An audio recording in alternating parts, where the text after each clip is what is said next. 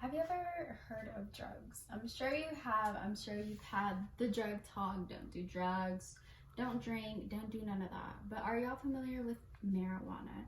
Some of you have probably personally experienced it or just heard about it or heard about it from a friend, movies, whatever. But do y'all know what marijuana is? So marijuana is a plant, and it is the only plant that grows buds, and people use those buds and they usually smoke it. So marijuana is actually a Schedule 1 type drug, which is up there with heroin, LSD, ecstasy, and is considered very harmful. But numerous people, including myself, believe that it's not as harmful as people make it out to be, and believe it should be legalized. So I'm here to give you a few reasons. I'm going to be telling y'all why people smoke it in the first place, how they do it. We're going to be talking about the pros economically and people to people, and then we're just going to be discussing just marijuana and the law in general. So first of all, why do people smoke it? So many people say it relieves stress, and it also relaxes your body. It helps out with like muscle soreness, and it also helps out with anxiety, nausea, vomiting, back pain, loss of appetite, and sleeping problems. And I brought some props, and I'm going to be showing you how people smoke. So this is empty, by the way. It's not mine. I borrowed it, but this is what you would get if you were to go to Colorado and purchase legal marijuana. So as you can see here at the top, it says THC, basically a warning label. Keep it out of reach for your kids. You have to be over 21 to buy residential marijuana, and then you can be 18 and buy medical marijuana with a medical card.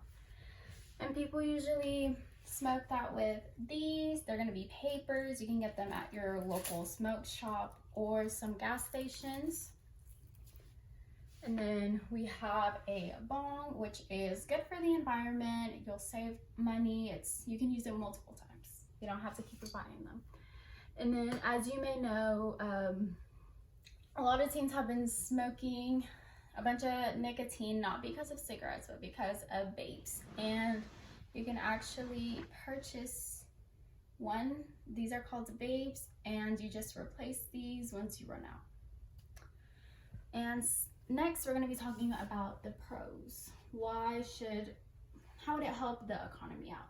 So, first of all, it'll create jobs. So by 2025, it's predicted to have over 1 million jobs in the marijuana industry.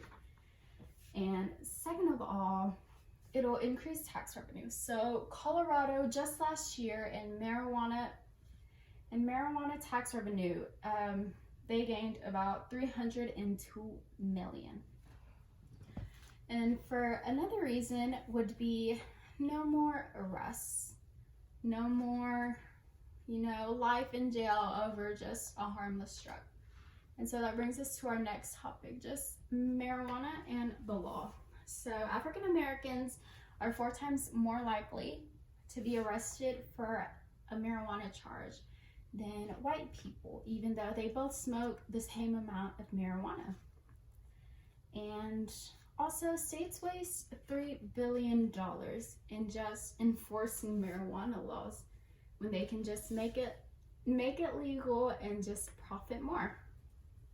And then lastly, we're going to be going into the Texas laws. As we know, Texas is very red, very strict. So some of the charges are, if you have in your possession marijuana, anything under 4 ounces, it'll be either a Class A or Class B misdemeanor.